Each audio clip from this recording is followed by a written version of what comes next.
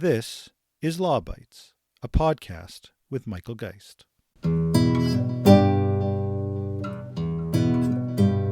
On the Roblox platform, chats and interaction are the name of the game. And for safety online, Roblox has introduced an age estimation tool. It's required for teens to access unfiltered private messaging and voice chats, and it helps to ensure online acquaintances are the age they say they are. Roblox using selfie technology and AI systems to try to determine whether a player is over the age of 13. Obviously, we can't estimate someone's age perfectly, but we can get really close.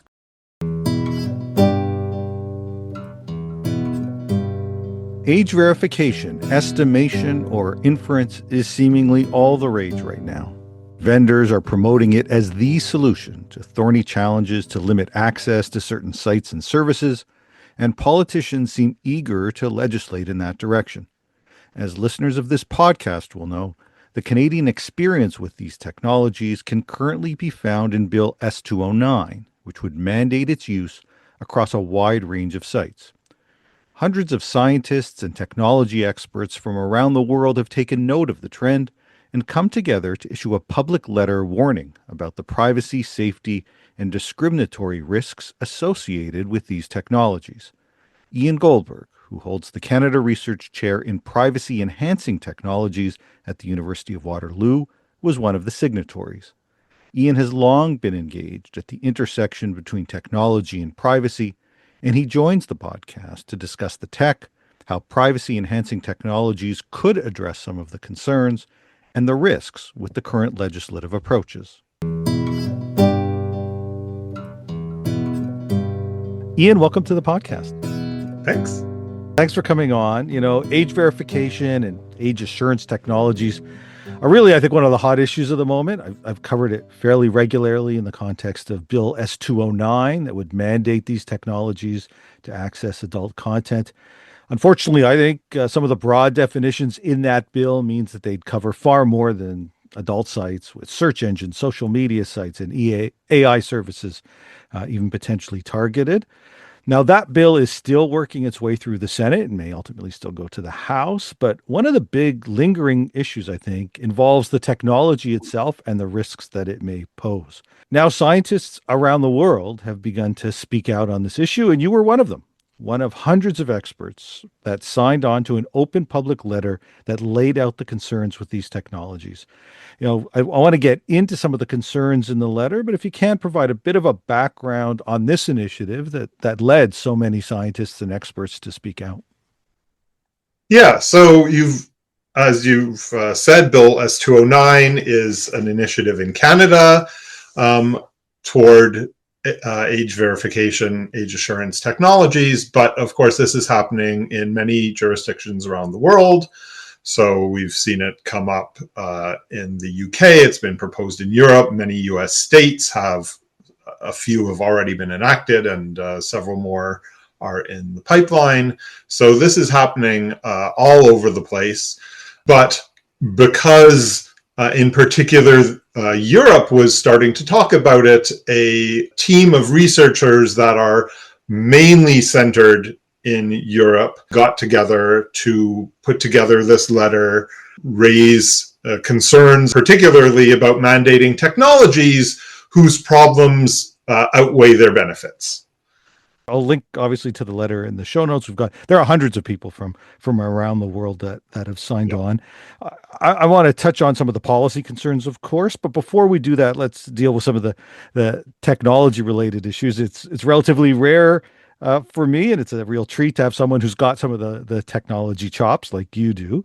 So when we're talking about age assessment, as you called it, or age assurance technologies, what are we talking about? How do these technologies typically function? Yeah, so they're largely, you can divide it into three categories. Okay, so let's talk about each one. So the first one is commonly called age verification technologies. So this is usually something along the lines of you upload your passport or your driver's license or some government issue ID, you upload it to a site, and they somehow check that it's valid and certify that you are this old. right?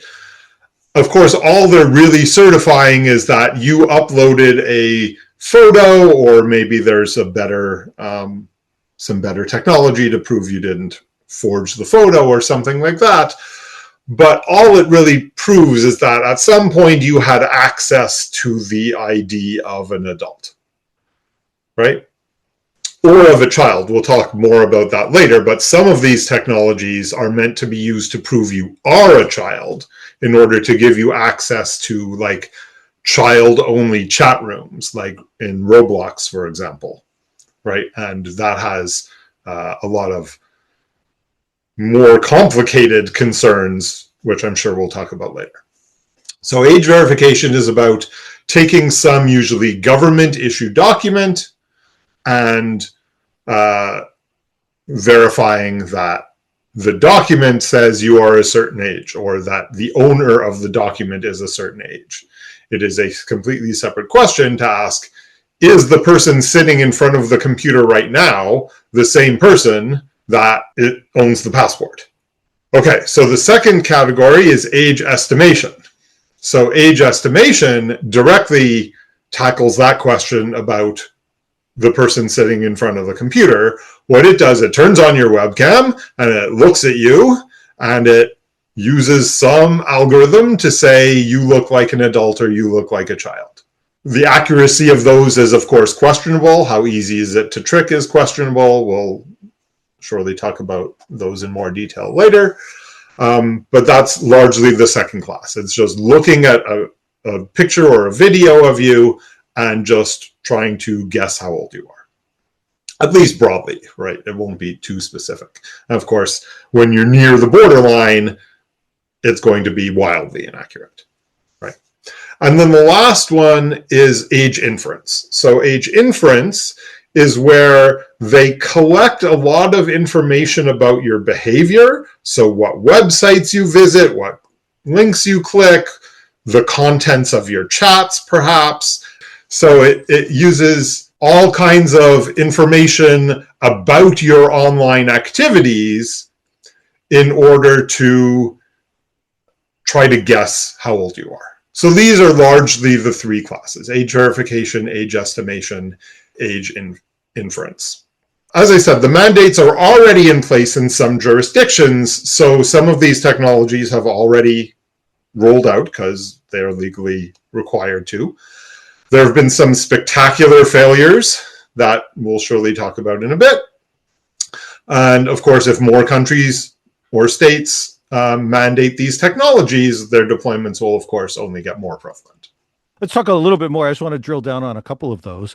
With respect to the age estimation, now the use case, at least that we see with much of this, is to sort of essentially say, you're either in or you're out. You're either an adult or you're not, or as you mentioned, and something that doesn't get a lot of attention, you're a kid or you're not. You know, just to be clear, just how accurate can you possibly be where you're trying to estimate, say, between a 17-year-old and an 18-year-old? I mean, that'd be difficult to do in human terms when you're looking at a classroom where you may have a mix of students. You wouldn't necessarily know how old they are. How can a computer do it even better in terms of just a photo that's taken in this kind of context? Yeah, unsurprisingly, almost certainly not better at all, right? So it can probably sensibly distinguish between a 40-year-old and a 13-year-old, and possibly some more narrow ranges than that. When you're near the edge, as you say, even a human has no chance. And even worse, they're easy to trick. So if you are actively trying to deceive the algorithm, it will be easy to do so. It also does strike me, and this kind of can lead us into some of the privacy related issues, that one of the things that I imagine likely happens in situations where it is difficult to sort of come up with a number that is reliable is that you begin to look for other kinds of information. The exactly sort of the inference related issues that you talked about as another mechanism to do this. I'm wondering, do you start finding that there is a blending of these different approaches where If it's more difficult, just based merely on an estimation basis, well, then you say, all right, let's take a deeper look as to everything we can know about this person to try to get a better sense of how old they likely are based on the kind of language they use or the sites they visit, or perhaps require some actual identification, in which case you're suddenly now layering in all sorts of additional privacy issues as part of an effort to try to figure out how old the person happens to be. It's true that you'll probably do some combination of these three kinds of age verification, age estimation, and age inference. You might try like age estimation. If you're clearly 40, you might say that's good enough. But if the algorithm decides it needs more information, yeah, you might have to upload your passport, or it might go through all your emails or your chats or whatever. So it clearly raises an assortment of privacy issues. As I say, we'll have a chance to talk a bit more about that. But your area of expertise as the Canada Research Chair in Privacy Enhancing Technologies, in many ways, is the flip of this. It's using technologies to seek to provide or enhance privacy. Can you talk a little bit more about what privacy enhancing technologies are all about? Yeah, sure. So privacy enhancing technologies, or we call them PETs for short, they're broadly what they say on the tin, right? They're technologies that help people, individuals, typically protect their privacy, usually in online settings is where we focus our attention. The most commonly used privacy enhancing technology in the world is just the HTTPS secure web browsing that your listeners are almost surely using right now, right? So like 15 years ago, most websites were accessible only in a completely unprotected, not private fashion. So like the plain HTTP, if you look at your URL bar in your web browser, right? But then in 2013, the Snowden revelations pushed technologists to deploy the more secure and private HTTPS, the S stands for security, technology, quickly and widely. And today it's actually pretty weird to encounter a website that doesn't use HTTPS, right? So that was one big success story of deploying privacy-enhancing technologies.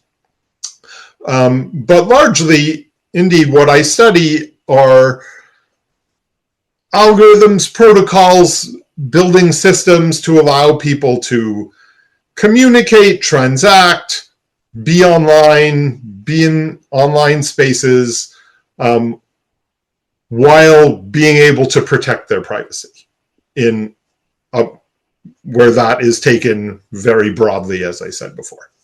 How, if at all, do pets play a role as part of this discussion around age assurance technologies? Have they been factored in to age assurance, age estimation, this technologies altogether? As you pointed out earlier, there are a lot of privacy issues with some of these technologies, and privacy-enhancing technologies, or PETs, can be used to protect your privacy while these age verification technologies are in use. So as an example, so let's look at age verification where they're looking at your passport or something like that. So you could, at least in theory, use a privacy-enhancing technology there to allow a person to prove that, for example, they have a passport in their possession that shows they are over 16 or whatever age your cutoff is, without revealing any other information, including their identity or even their specific age. So your computer will interact with your passport and basically upload a proof to the service that it interacted with the passport, it decided you were over 16, or at least the passport is owned by a person who is over 16, and the site can check that proof and be assured there was really a passport there. You don't have to trust the computer isn't lying. The proof actually is sound. That would be useful. Of course, like I said before, checking that the person sitting in front of the computer right now is the same person that owns the passport, completely separate question. If that could be done at all, and that's a non-trivial if, then we know that using privacy-enhancing technologies, you could do it in a private manner. So if you had some algorithm for looking at the webcam or something, and if you could prove that that was the same person as owned the passport, and the passport says you were whatever age, you could prove all this privately. We call it in zero knowledge. The details aren't important. But the upshot is that any computation or analysis that can be done on the end user's device that they control could be enhanced with privacy-enhancing technologies to be done privately. But the tricky, well, there are several tricky bits, but a tricky bit is that requires the end user to have a device they trust in the first place, and possibly a pretty powerful one at that, right? So it's maybe not for everyone. Especially possibly in the scenario where you're trying to prove you are a child, children are less likely to have personal devices. They're more likely to be using family computers or something like that, right? And that is a whole extra problem. And of course, while privacy-enhancing technologies might work for some kinds of age verification like this, it also doesn't really help that much when age inference is being done using data collected, and especially collected non-privately, about the user and stored on a server somewhere. There's potential there, but clearly challenges along the way. Do we see, to your knowledge, any of the attempts to mandate these kinds of technologies account for the aspect that pets might mitigate against some of the privacy risks? Or for the moment is the approach basically you've got to employ some of these technologies and it's left to the providers to decide, I suppose, whether or not they're going to embed their tech with some of the kinds of assurances or some of the protections that you've just talked about? Yeah, so none of the laws that have passed, to my knowledge, mandate the use of privacy-enhancing technologies as part of the age assurance systems. In kind of related, like Europe has these proposals for the European digital identity and things like that, and those actually are more privacy friendly. So you can do the kinds of privacy preserving proofs I talked about in order to prove things about your identity privately, but the European age assurance laws are not even yet written, to my knowledge. The point of this letter was to kind of pump the brakes on that before it got too far. Your focus is on the pet side, sort of using technology to try to address some of the privacy related concerns. Can you highlight some of the other privacy related issues that might arise, even beyond the fact that you can mitigate against some of these issues? What are some of the other privacy related concerns that have been identified associated with these technologies? Yeah, sure. So like we intimated, lots. So let's talk about some examples. So the potential privacy harms, they'll vary according to the type of age assurance technology we're talking about. So with age verification, you're checking typically some government document, usually by uploading it to some server somewhere, right? And we saw spectacular failure of privacy with Discord a few months back, where they were collecting people's ID. And it wasn't Discord, it was a third-party service, right? Because that's how all of this works. The sites you're actually interacting with aren't typically the ones doing the age assurance. They just contracted out to some third party who you've never even heard of, right? And so you're uploading your IDs to them. And then what happened? They got hacked and they were storing everyone's IDs. And now everyone's IDs were stolen by the attackers, right? So that's not great. With age inference, the service is, of course, collecting lots of information about you in order to make privacy-violating decisions about you, right? So that is unaccountably or in ways that violate your autonomy. And Like I said, usually this is by third-party service providers. They're not the site you're actually trying to use. And you as an end user typically have no idea who these organizations are that are collecting your personal information, let alone how they're using it or how their use will affect you, right?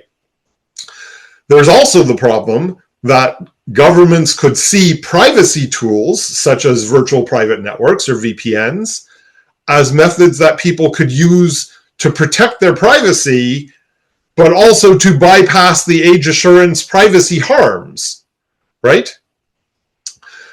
The governments could then aim to restrict these general use privacy tools, like we saw the UK government proposed last month for VPNs. And that kind of went under the radar for a lot of people.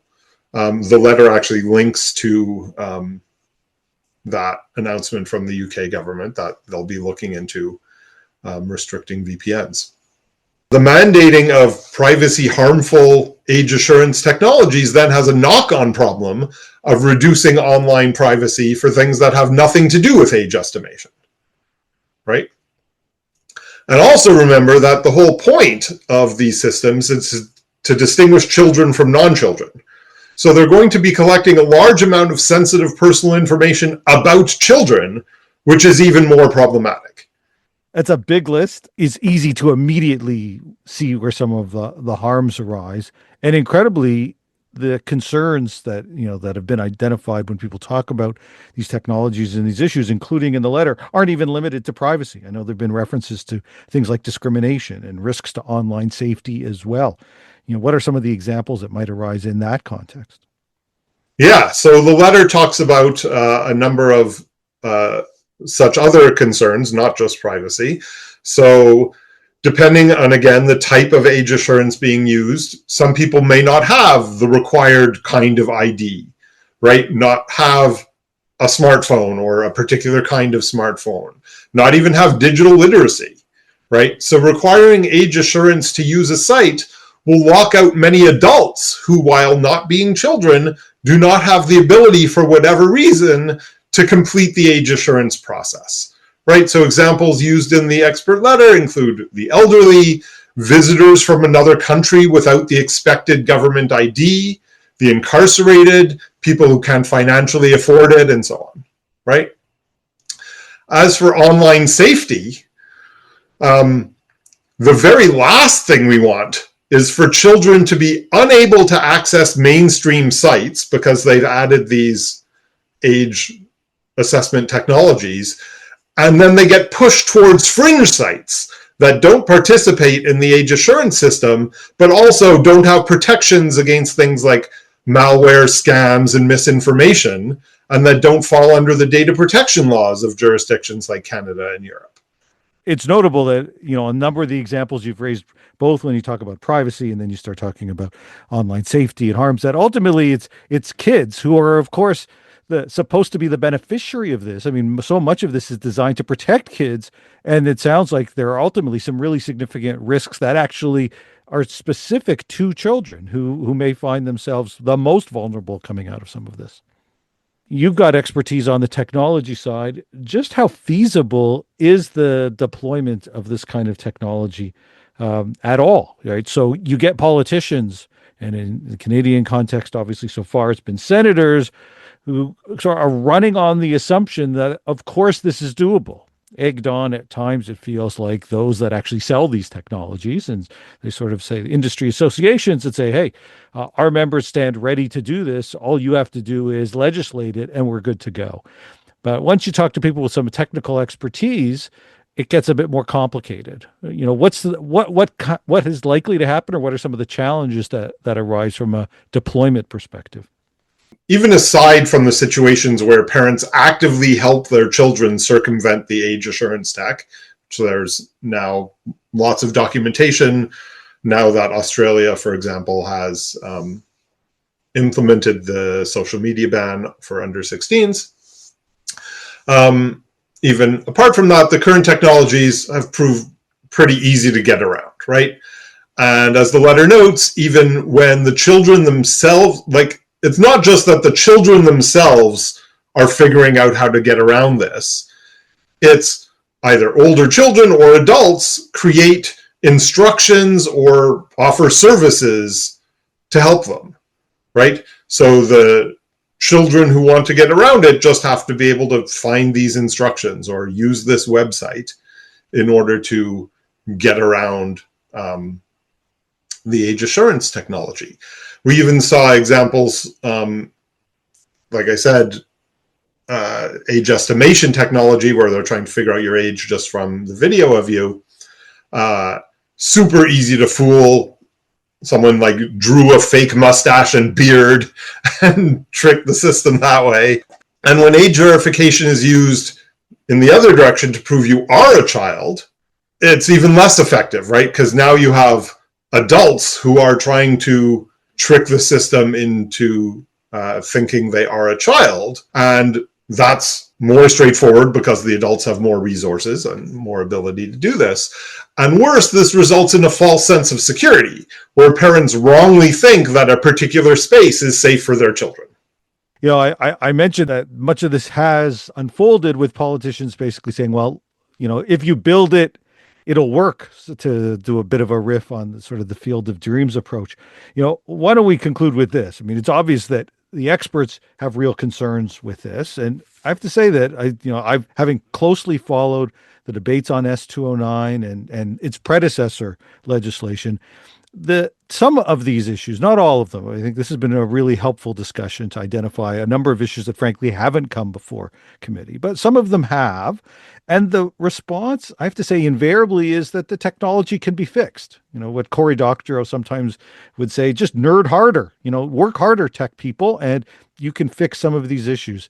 You've been sort of at that intersection between policy, technology, and the law for a long time, especially from a privacy perspective. What are some of your thoughts on how politicians tend to deal with technology, often not looking to deal with technology as it is, but rather it seems as they wish it would be? Yeah, so one big issue here is that they're trying to solve a social problem with technology, and that pretty much never works, right? This social problem that they often cite is like children's mental health or safety from predators and things like that. The letter, in fact, cites some scientific studies that report no evidence that banning teens from accessing social media improves their mental health outcomes.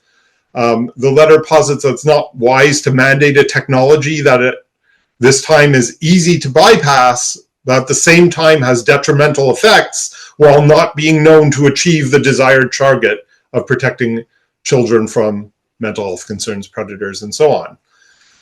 The letter proposes conducting in-depth studies of the benefits and harms of using age assessment technologies before those technologies see widespread deployment.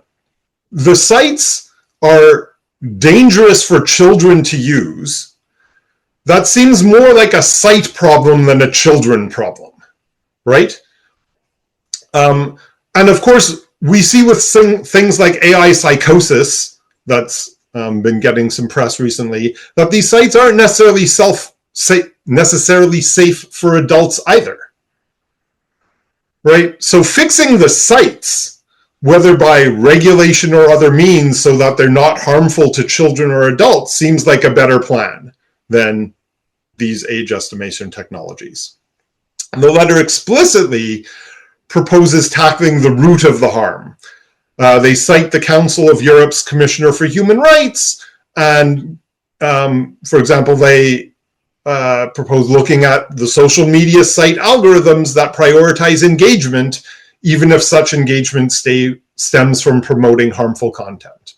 But getting politicians and technologists to understand each other is, of course, a long-standing problem, as you all know, right? And there are problems stemming from all sides. So as you say, the politicians want tech to be magic and to just do what they want. But technologists often uphold their technologies, especially the ones selling something, unrealistically as solutions to social problems, to get the contracts, to get the technologies they sell mandated by law or for whatever reason. Technologies are great tools, and they can sometimes do surprising things. but the technology cycle is many years long. Mandating a technology that doesn't currently exist in an effective and non-detrimental form doesn't make sense. Technology improves. I don't actually think the term you use, nerd harder, is wrong on its face, right? We do nerd harder as technologists, and we do improve technology. But the improvements are not usually linear or easily predictable. The politicians and lawmakers have to wait for the nerd hardering to be done, right? And to demonstrably produce effective and non-detrimental outcomes before they can treat those new technologies as something that actually exists and is usable and useful and is available as one of many options in a regulatory landscape. Yeah, that's just so well said.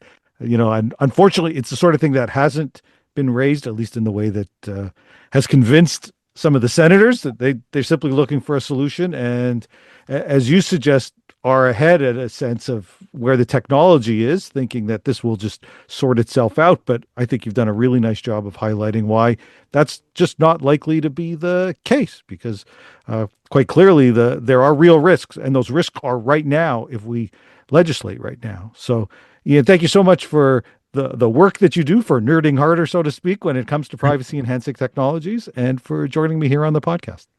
Thanks for having me. That's the Law Bytes podcast for this week. If you have comments, suggestions, or other feedback, write to lawbytes@pobox.com. That's LAWBYTES @pobox.com. Follow the podcast on Twitter @LawBytesPod, or follow Michael Geist @mgeist. You can download the latest episodes from my website at michaelgeist.ca, or subscribe at iTunes, Google, or Spotify. The Law Bytes podcast is produced by Gerardo Lebron Laboy. Music by the Laboy brothers, Gerardo and Jose Lebron Laboy. Credit information for clips featured in this podcast can be found in the show notes at michaelgeist.ca. I'm Michael Geist. Thanks for listening, and see you next time.